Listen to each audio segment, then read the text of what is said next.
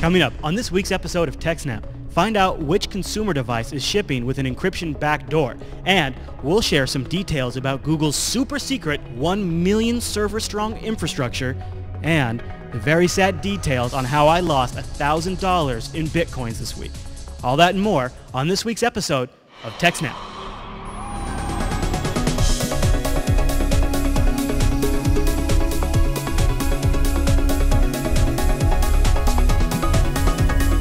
Hi everyone, and welcome back to TechSNAP. It's episode 17, and it was shot on August 4th for release on August 5th. My name is Chris, and joining me on the Skype line, like always, is Alan. Hey there, Alan. Welcome back. Hey, Chris. Everybody. How you doing, man? Good. Now, you know, we've had quite a bit of things happen this week. In fact, we've had so much, there's been so much in the news this week that I think some of the big stories will probably spill over into next week, and also we're going to push Q&A into next week because it's just been it has been a nightmare out there in the technology world this week, but we'll cover all of that in just a little bit. Why don't we at first talk about the feedback we got from everybody over the new HTML5 player. And now, did you get a chance to try it on? No, actually. Oh, you gotta try it, man. I don't think my browser supports it. I haven't upgraded to Firefox 4 yet because I think doesn't one in the 3 branch support it? Possibly. I don't know. I've never tried it. Well, I'd be even more curious to know how it works for you, to be honest with you, because it has a flash fallback if you're in an older browser. But if you are in a newer browser, like a later version of Chrome or a later version of Firefox or Safari, it's like this instant on video that it plays now. But one of the number one things people wrote in with was, can't go full screen. Like, everybody's like, I love it. It plays super fast. It looks better. It does look a little better, too. And if you're on Chrome, it uses WebM, which is kind of an interesting new format. But it doesn't go full screen. And I guess that's kind of like a limitation with the HTML5 video spec implementation right now, I guess. I don't... Well, it's because it's done by the browsers, and the browsers... the browser's world exists inside that window. Right. But if you do hit the full screen button in the player and then go full screen, you know, you can go it's usually F11. You hit F11 or you go to your view options and go full screen. Then the video plays back full screen. Right. So if you make the browser full screen so that all the browser Chrome disappears and then you play the video full screen, then it does seem to give you a full screen experience. Yeah. Apparently it works in Firefox, and I don't know if it worked in Chrome or not. I would say, although really, if you want to watch it in full screen, high definition quality, grab the HD version, because you can just right-click on the direct download links and say open a new tab, and then it'll play inside your browser. And that thing, not only is it a higher bit rate, which means it does take a little more time to download, but oftentimes it's like triple passed, so it's super clean, super high quality, and it probably would look best full screen. Plus, not to mention, it's just a larger image size too, so it's going to go full screen better. Higher resolution is better. Hey, so should we jump into some of the news this week? Because it's been a crazy week out there. All right. Yep. So this first one's kind of scary for all of us who have bought these home NAS products, and you want to store whatever it might be on there, and you want to keep it secure, so you opt to use their encryption that comes with it. And now it turns out that that might not have been as safe as everyone thought. Yeah. At least for this vendor. I'm not going to throw everyone under the bus. But what happened here, Alan? Right. So Verbatim has a device they call the Crypto NAS, and it's Linux-based, and it uses the Linux key management system. And when someone tore one of these apart, they noticed that all their files were encrypted with their key, but they were also encrypted with the second key as well. So there are 2 possible keys that can decrypt all the files on this NAS. Oh, that's the case, right? They just needed to have this key in here. Well, we talked about this before when someone asked specifically, how can I protect my user's encrypted files in case the user forgets their password? Right. And we talked about this idea of recovery agents. And how Microsoft does this. Microsoft, if you're in a domain, will sign it with a domain key too, as well with your personal key. Right. If you encrypt anything with the Microsoft file encryption system for Active Directory, then what it does is it encrypts it with your key and then with the domain recovery agent's key. And that's not necessarily the administrator. It might be some specifically selected person whose job it is to deal with encrypted data when the user's lost their password or the user doesn't exist anymore or whatever. So you think they did this, do you think Verbatim did this as a tech support thing then? It's probably a feature, I have, a gigabyte of data or, a terabyte of data on your NAS device and I forgot my password. I need my data back and, help me please. Right. Right.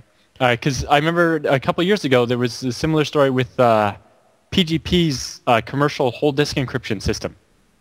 Had the same thing. They had a second key that they could use. That was a big scandal, actually. It was. And so this is basically the same thing. So the important fact here is that Verbatim's doing this without your consent and no way to turn it off. So it's not written in the documentation anywhere that they do this, right? And they don't ask you if you want this option, and there's no way to say, I don't want this option. Now, Verbatim, or no, I'm sorry, Vuda Prime, maybe, asked, do you know if this was like a separate key per box, or if they just use like one manufacturer key across all their devices? I'm not sure. Likely it was a single manufacturer key. Oh, boy. Yeah. And so that's one of the points I was making. That so this means that if you lose your key or your password or whatever, you can call Verbatim and they can decrypt your files. Seems like a nice feature. But it also means that a rogue employee at Verbatim can decrypt your files. Mm-hmm. An attacker could steal or brute force or guess or somehow obtain the Verbatim key, maybe by having one of these devices and having Verbatim decrypt his files for him, and then have access to every Verbatim CryptoNAS device if they use the same key on every device. And if they don't, how do they have the key?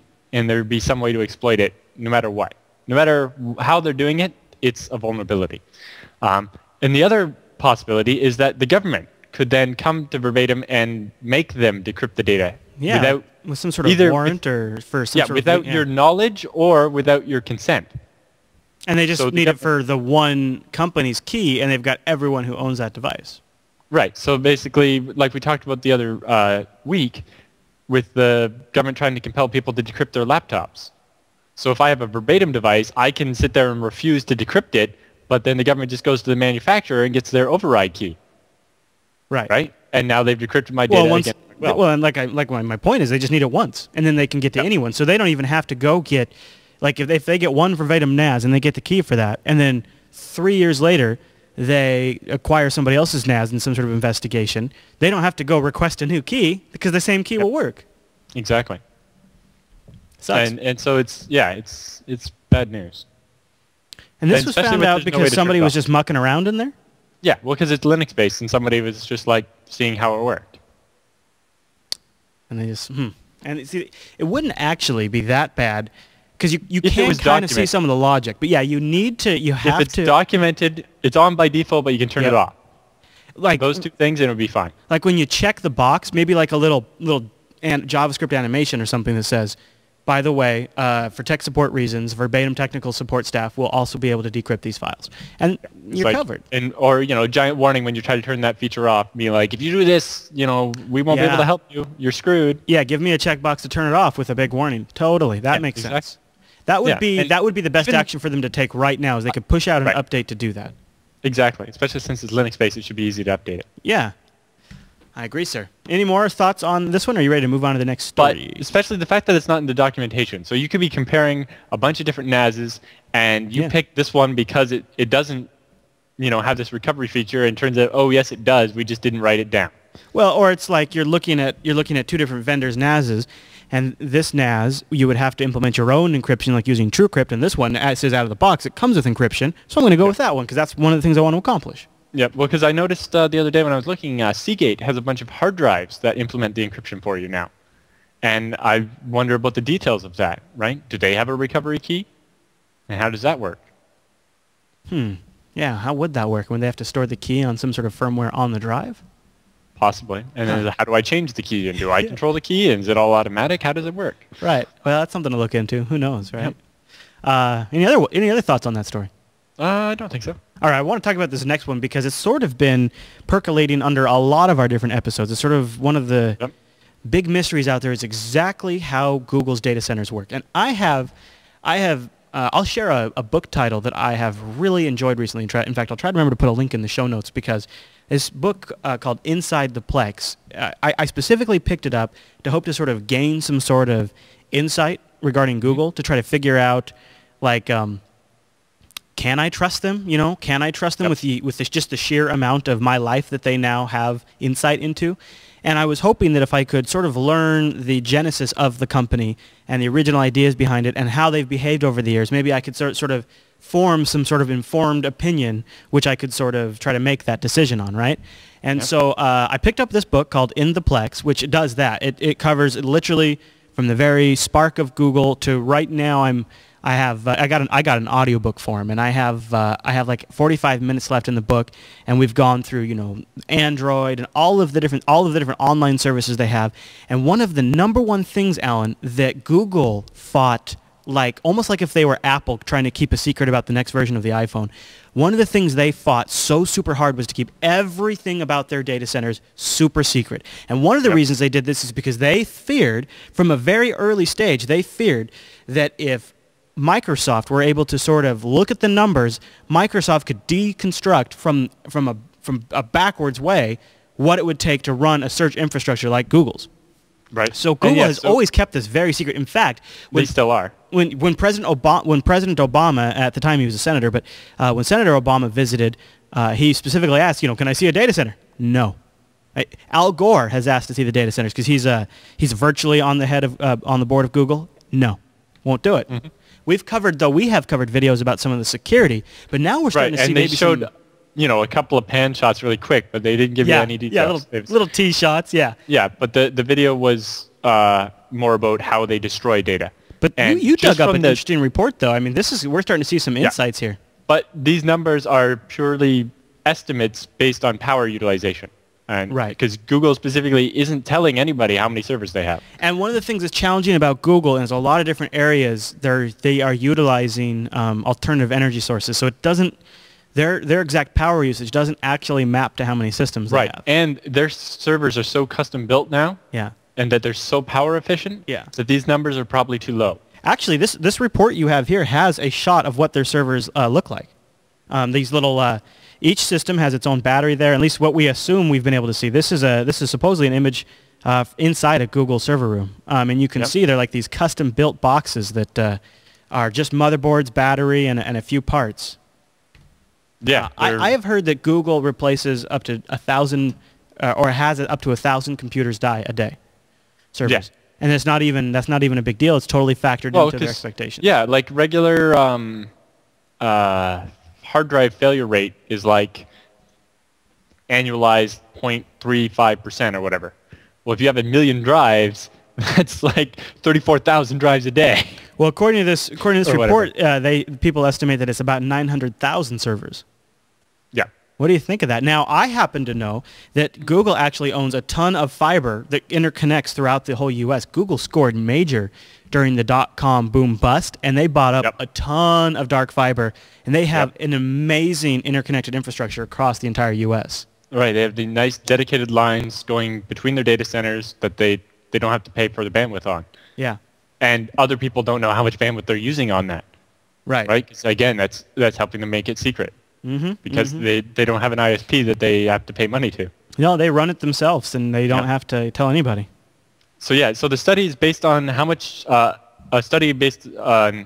energy data centers use, and so Google give the study a bunch of information, and based on that, they calculated that Google probably has somewhere around 900,000 servers, likely closer to 1 million based on the fact that their servers are so efficient. Yeah, I believe it. Yeah, I believe it because according to that book in the early days, like we're talking 2002 and things like that, 2003, they already up to like 20,000 servers. Yep. So I've heard about some of the data centers they've bought in the past too, and one of the requirements was it was near an airport because they needed an efficient way to just get that many machines in. So when you think about like you're buying the location of your data center based on if you can efficiently equip it, I mean that is really something. Yep.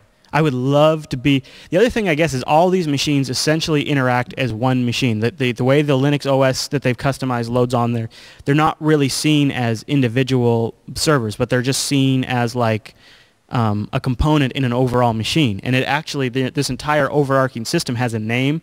And part of the reasons why they can sustain so many failures in a single day is because the way the system design is, it's just a dumb node that mounts a file-based database system, and it's just they have these indexers that come online and scan what systems are available, and those are the systems it uses when it needs to. It's pretty impressive. So an interesting article, and there'll be a link in the show notes to go read more. But do you have any other thoughts on that? The last thing was Google talked a little bit about their new management system that they use to manage all of these machines. Oh, really? Yep. But mostly what they talked about is that it was designed to be able to manage starting at about 1 million machines, but be able to scale to manage 10 million machines. Yeah, they're all about scale. Well, Chat room wants Google to be an ISP. What do you think of that? Yeah. I mean, they're offering to do it in that one place. They're going to bring gigabit. Right. In that one place, it's more about making it happen. I think. Like, really, it's not Google's core thing, and I agree.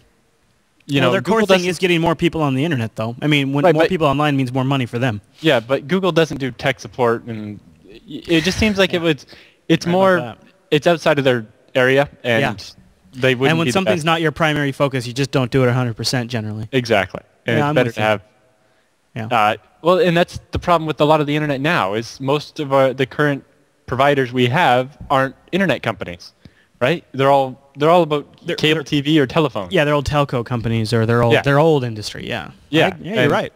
Back in the day when we used to have companies that were dedicated to just providing internet, they always seemed to do a better job. Yeah, our local ISPs were always the best, and yep. Well, I had even the local one here was also a cable company, but they were very dedicated to doing this, and then they got bought up by the big telco, and now it's gone to hell.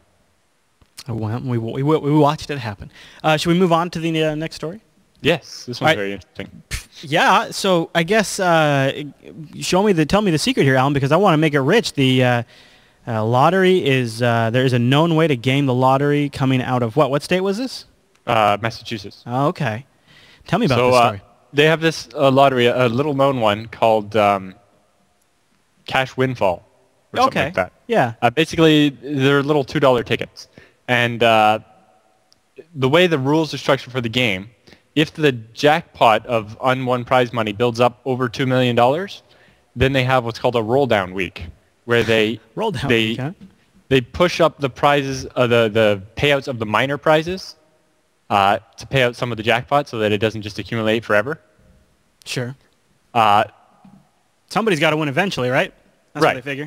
And so these little prizes are something, a couple $100 or a couple $1,000.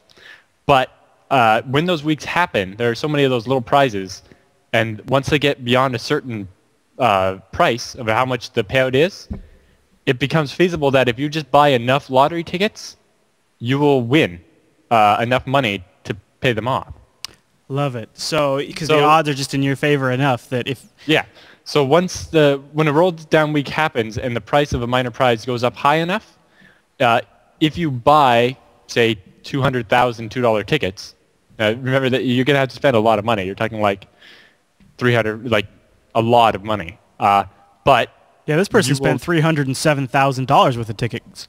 And then her husband went down the street and spent another $300,000 on tickets. So they had some capital to invest in this effort? Right. They actually run a company that does this as a business. That's legal? I guess. What a ridiculous system that is. Like an investment fund, and what they do is game lotteries. Wow, okay. Yeah, so they say if you buy enough tickets, then so in this case, if you bought 200,000 tickets at $2 each during 4 different roll-down weeks in a year to spread it out, the payoff would be between $1.8 and $4 million. So your profit would be between $250,000 and $1.5 million profit. Whoa! Now this has got to be something This has got to be, I guess, more common than I knew. And well, specifically, the state lottery commission's known about this for years because they've been watching it happen. Right? They say all of a sudden, somebody buys all these tickets and they win. Right? But does it cost them money, or are they making money off that? Well, no, because the state lottery makes money either way. Right? It's just this system where people with a lot of money are able to win disproportionate number of the prizes means that it's the lottery is even a worse investment for the people that are just playing. Right, the people that can only afford to buy one ticket for whatever. Yeah.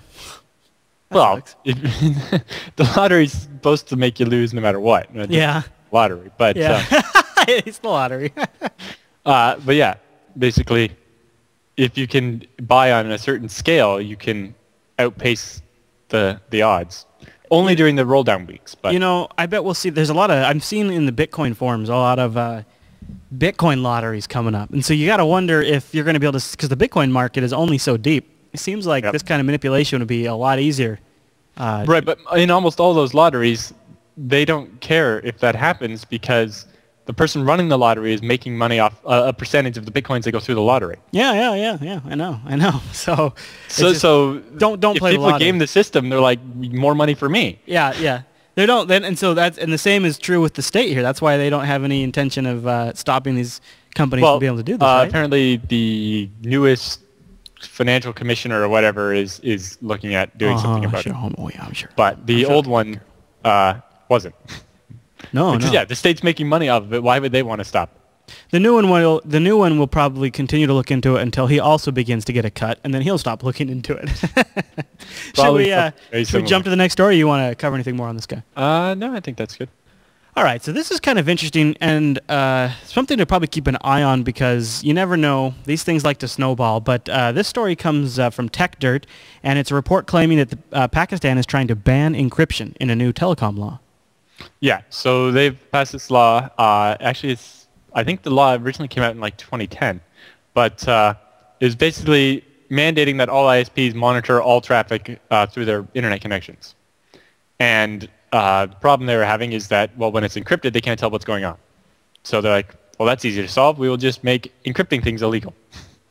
Yeah, but isn't there something regarding ISPs having to monitor all internet traffic for a year being passed in the U.S. too? It's like their claim is for it's for child pornography or something like. I mean, I seem to remember something about that. Yeah. So that seems like the next step after that here in the U.S. would also be, hey, well, wait, you can't use encryption. Tor is illegal. You can't use Tor. Yeah. It's very possible, and that's why this is on our radar. Oh yeah, definitely. And so it makes me wonder, how will this affect users that if you use a service like Gmail, when you go to log in, it forces you to do it over an SSL encrypted connection. Oh, because right. Why would you not want to do it over an SSL encrypted connection? Technically, when I buy from Amazon.com, I'm doing it over an encrypted connection. Everything is, every kind of transaction like that happens over SSL. Mm-hmm. But maybe people in Pakistan don't buy from Amazon, but I'm saying, some services, the SSL is not optional. Right? I remember logging into eBay used to be, the SSL part was optional. No, in fact, we've been big proponents of increasing the adoption of SSL. In fact, just a reminder, if you use Facebook and you don't use SSL, go turn it on. Go check your settings, turn it on. Yeah, and you can turn on a setting where everything is over SSL, not just a login. Yeah, turn that on. I mean, if you use... Wait, Google forces it now on Gmail. But for login, but I don't know if everything is forced over SSL. The rest of the session might not be. There's no reason not to do it. Well, if you're doing it from a phone with a 400 megahertz processor, there might be a reason not to do it. Don't do it from a phone with a 400 megahertz processor. Just use the phone's native mail client. No, use the phone's native mail client. Which is usually IMAP over SSL. So right. Oh yeah, no, for sure. But I mean, it just seems to me like you can't ban encryption because maybe some of these services for a little while will allow you the option. People in governments don't understand that. I agree. They're not computer security experts that understand that SSL is critical to the entire infrastructure of the internet. Right. Yeah. So don't. Hopefully that doesn't make its way out because it does seem to be. It seems to be step one is turn on internet monitoring, and step two is ban encryption. Exactly. Yeah. And so this makes me also wonder about sneaky ways to mask encryption. For example, disguising all your requests looks like you're downloading a JPEG or whatever, but it's got steganography in it, and so there's encrypted payload masked as a not encrypted payload. Interesting. I wonder... And I couldn't find a link to it, but before, I had read a paper, a guy proposing a way to transfer encrypted data as DNS requests. Well, that's what I was going to say is, you have Namecoin and you're looking at like alternative DNS systems, and I wonder if these alternative DNS systems could this one used the current DNS system. Oh, yeah, no, I know. I'm just thinking something that... Because the problem with the current DNS system is like we've seen with the department with the immigration services, they can just shut down websites by pulling their DNS records because they control those. So, but obviously, the problem with something like Namecoin or some other DNS system is that the government could just outlaw it, like they're doing in encryption. Right. So the idea is to use the existing infrastructure and just to make it look like normal, legitimate traffic when really it's not. I just had one of my lights burn out in the studio. One of my favorite lights. I'm wondering what this is like. Yeah. You have in the link here in the show notes, you have an actual link to the PDF document for the law. It's kind of interesting. Yes. It's interesting just to read the way they format their laws and so on. It's like, this law comes into effect X days after it appears in the newspaper.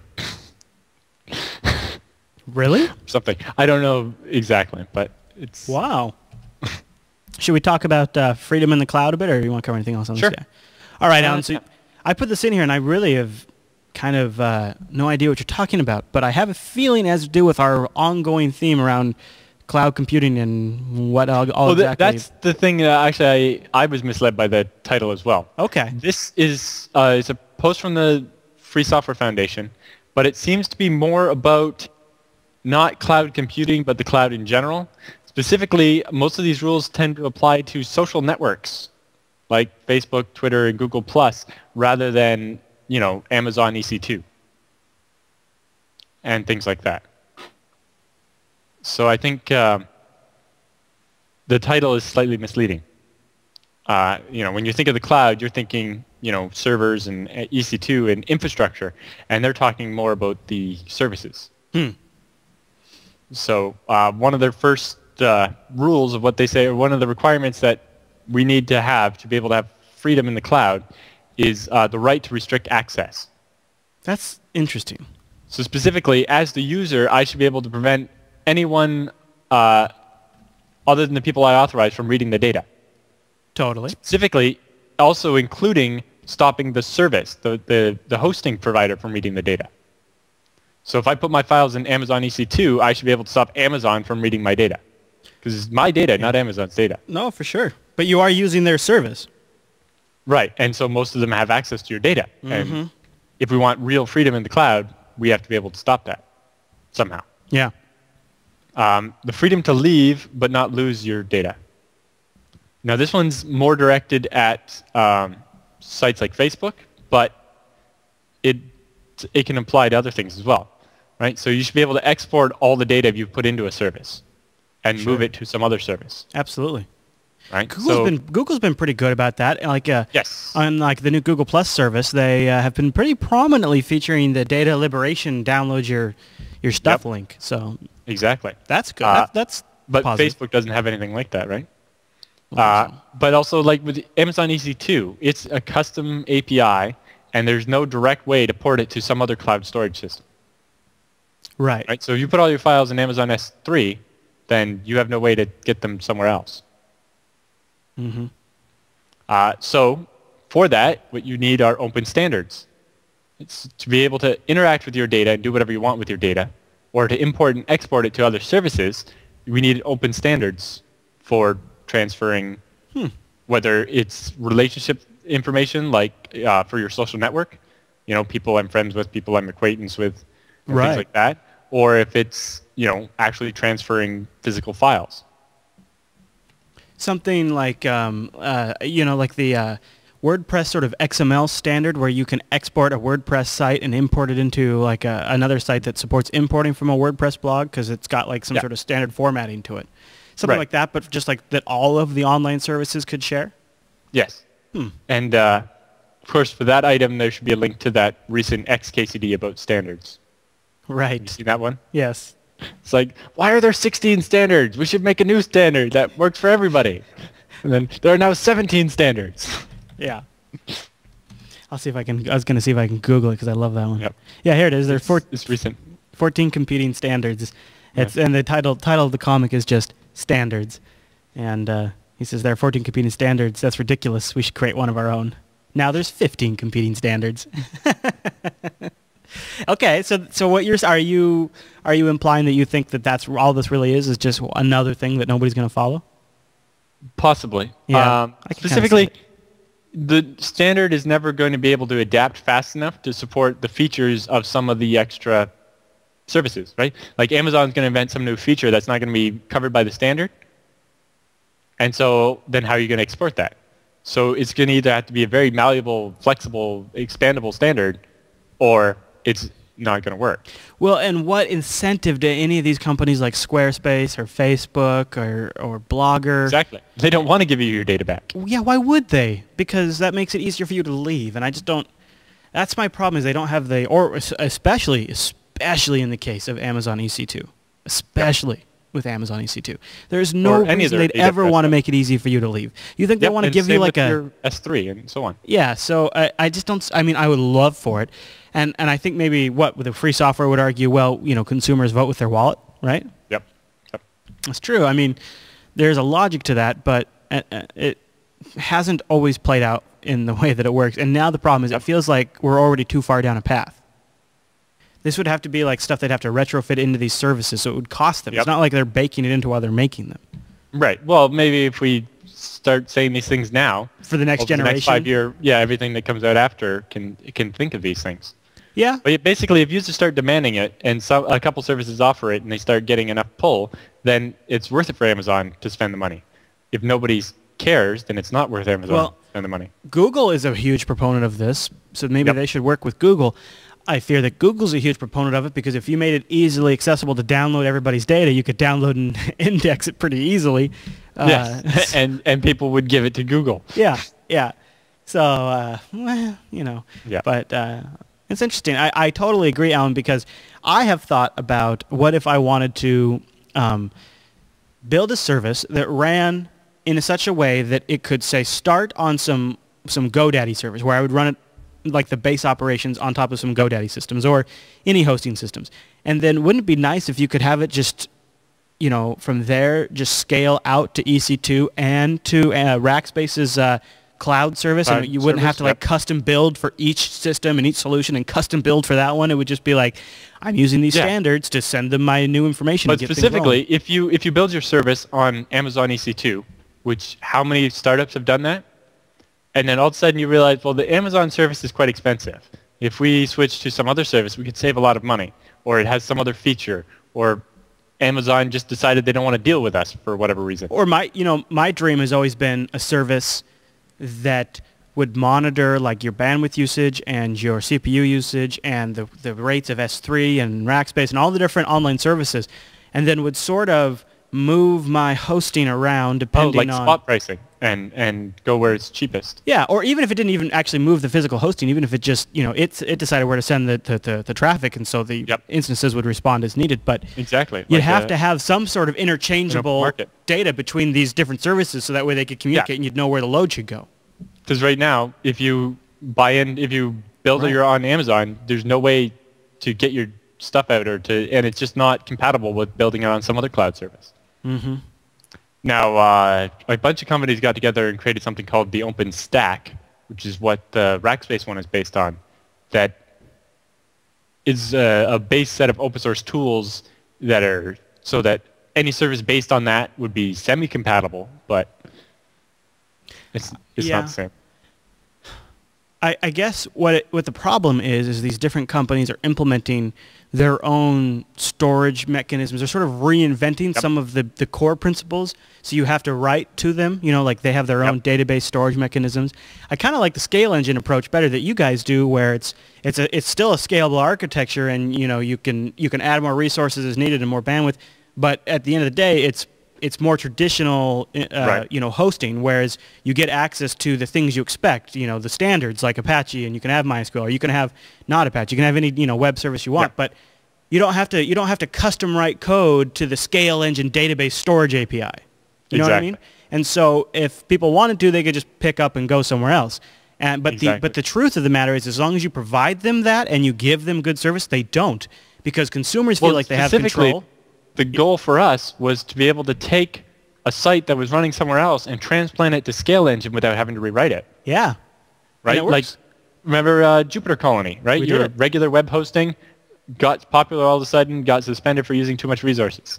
It took us 90 minutes to move it over to Scale Engine and get it back up. And to move that over to something like an EC2 instance and use like an S3 backend storage and stuff like that, we would have been looking at, I don't know, rewriting parts of PHP BB to pull that off? I don't and because you have the Amazon.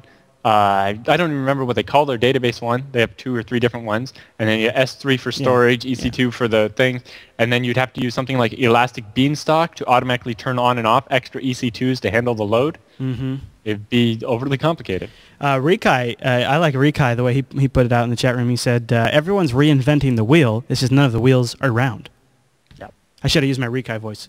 Everyone is reinventing the wheel, but none of them are round. That's how Rekite actually sounds. So I try to redo that. So one of the last item, or second to last item, was transparent privacy policies.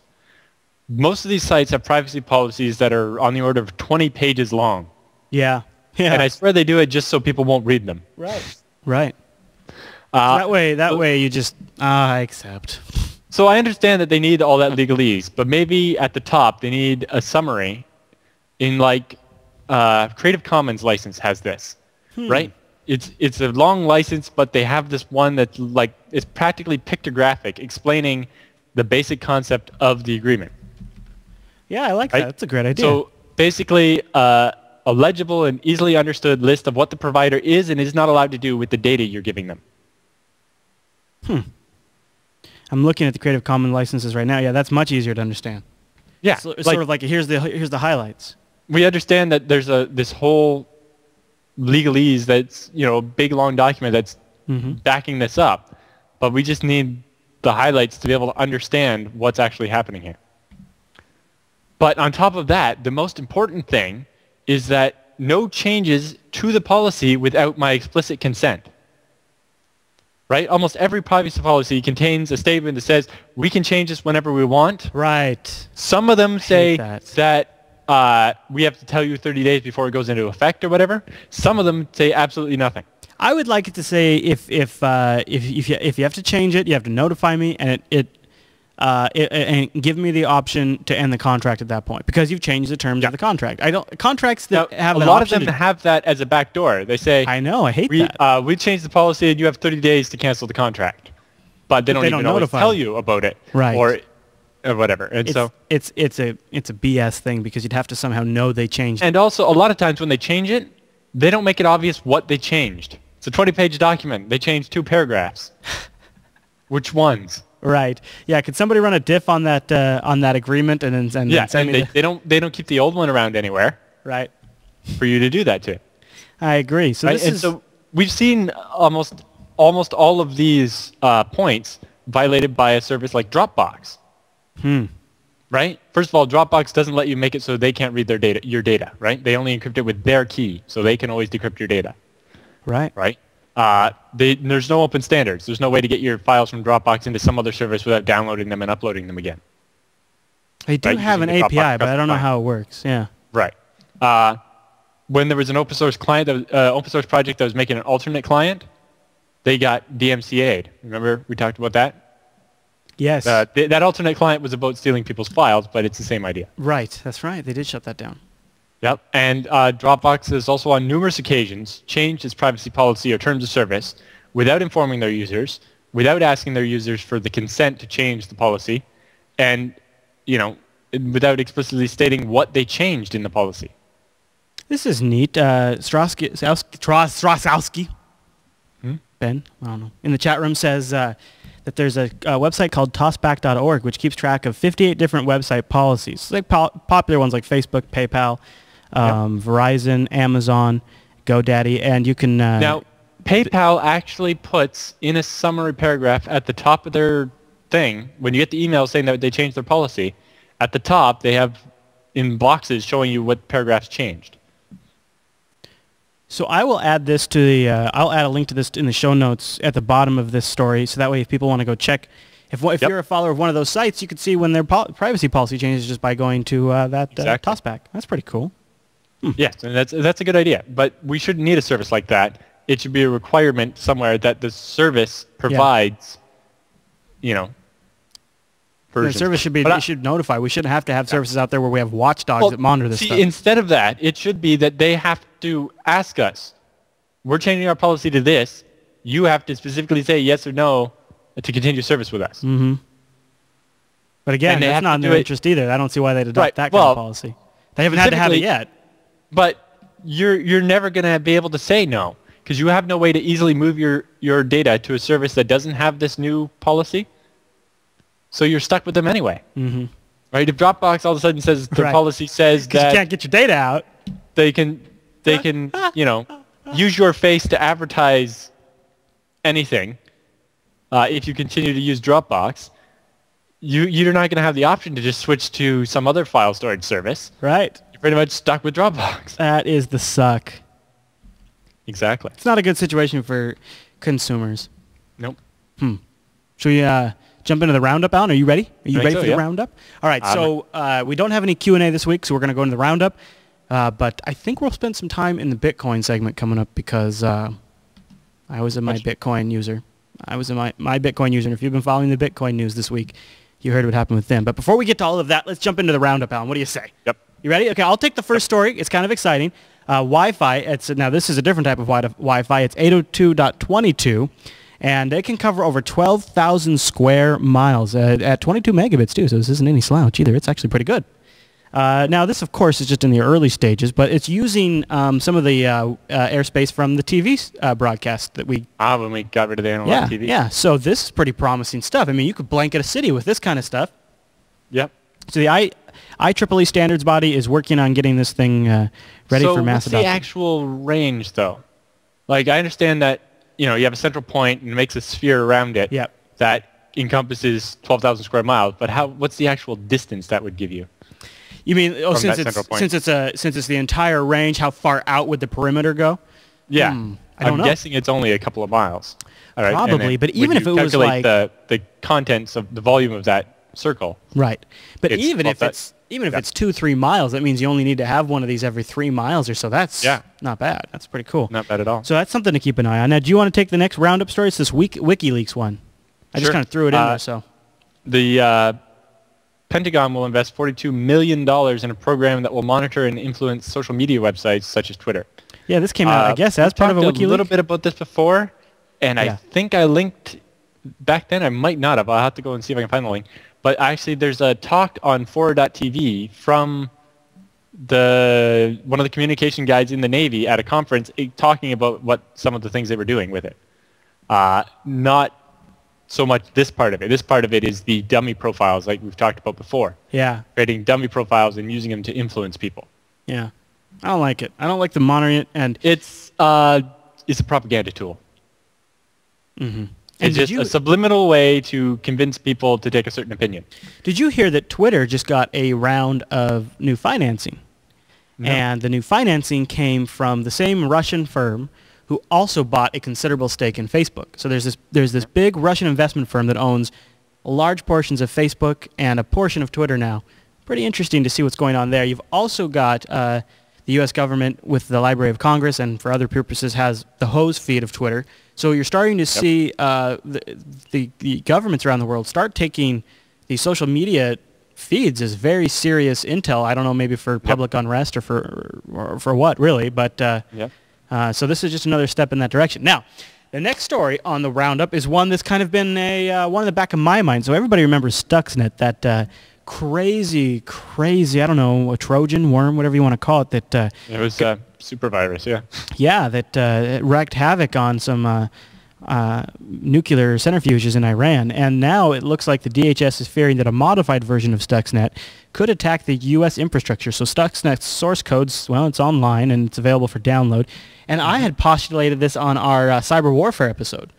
Exactly. Episode 13, I had said, what if somebody just took Stuxnet and turned it back on ourselves? And now they took our own missile and they've turned it around. And I guess the Department of Homeland Security is worried about the same exact thing. And a link to that in the show notes. Now, Alan. And, part of that specifically is how much proprietary control systems are out there, right? Specifically what this did is targeted the proprietary Siemens control system for the centrifuge. Right. Well, if, the government mandated that the control systems for certain important infrastructure elements not be proprietary, right? And maybe it doesn't have to be open source, but maybe the government has to be given the code for it or something. Well, the other thing to think about is how many companies are out there making nuclear centrifuges. There's probably some of those same Siemens parts in the U.S. infrastructure. Well, yeah, exactly. There's only so many different... Right? So, yeah, they could... Exactly. Yeah. Do you want to take the next story on the roundup? This one from CNN about text messaging and unlocking cars? That's crazy. So someone is going to present a talk at Black Hat, which is, I think, next week or the week after, about how he was managed to use his cell phone to text message a car and make it unlock or start the car. Yeah. And this isn't his own car. He's using his Android to basically hack other people's cars and make them unlock and or start. Yeah, so there's some cars out there that have either replaced like the old traditional OnStar system, or they have something like that where there's an actual GSM receiver built into the car. Yeah. So that's kind of scary. And, apparently the software that's running on the car isn't very secure. I guess not, huh? I guess that's, so anyone with a cell phone can attack the car. Who uses text messaging, though? Nobody knows how to use that. You're safe. Don't worry about it. Yeah. All right. Let's get into the Bitcoin Blaster. Really, it comes down to if somebody can make a tool like the SSL sniff that we talked about last week with the iPhone SSL hacking. If somebody can make a simple tool, a $1 Android app you can download, and you walk around in parking lot trying to and poking cars until one of them unlocks. Yeah. I think Black Hat is next week, and I think we're going to hear a lot of neat little air quotes there with the neat little things come out of it. Ready for the Bitcoin Blaster, Alan? Sure. All right. So a little bit of bad news this week for Bitcoin. Before we get to the My Bitcoin story, got to shed a tear for the people that were using the third largest Bitcoin exchange, Bitomat. They lost their wallet and included 17,000 coins that were sitting in that wallet. It's lost, though. It's, I guess, hard. Yeah. Actually, it sounds like they deleted the VM by mistake. Well, they needed backups of the wallet. They would have had to adjust their Bitcoin client to keep more future keys. The default is to keep the next 100 private keys, but obviously their transaction rate is very high, so they probably wanted to keep a lot more keys future so that their backups would be able to recover those coins. And you got to back up your stuff. Like, that doesn't make any sense. So this is I think a prime example of one of the things I think it was episode 9 of TechSNAP. We covered Bitcoin pretty in depth, and one of the things that I said that I'm concerned about for Bitcoin is a lot of amateurs are running services that people traditionally associate with large professional institutes running. Yeah, and a lot of them, these things are being scaled up very rapidly, and not in a coordinated way. Mm-hmm. Right? These, when the Bitcoin Bitomat started, they didn't have money to hire infrastructure people to design their system to be redundant. Right. And obviously they're using they have one VM. They don't have 10 servers in different locations all backed up constantly. Right? They don't seem to understand how the Bitcoin client works and how to properly back up their wallet. So along kind of these lines, I don't think this is so much a hardware failure, but the operator of My Bitcoin shut down and took the coins and ran. Some people are conjecturing that potentially that was what caused the Bitcoin market yesterday to crash so significantly. He might have been selling some of them off for a low price just to get rid of them, right? Because get a bunch of Bitcoins, turn into money quickly, right, and get away. And if you look at the charts for yesterday, supply way outstripped demand for yesterday. All of a sudden, it's just boom, all these Bitcoins were on the market. It's possible that was the My Bitcoin guy. I lost over $1,000 in that. So, that sucks. And it's funny too, because I told people in our Bitcoin episode, I said, don't use My Bitcoin. Don't be like Chris. The whole point of Bitcoin is that you don't have to rely on these financial institutions. The challenge I had is I started using it as an experiment, really, just to see what happened. But then I just kept what I did. Where my mistake kind of was is I just took my Bitcoin pool that I use, Mount Red or Deepbit, depending, and I just said every Bitcoin auto pay out to this My Bitcoin account, right?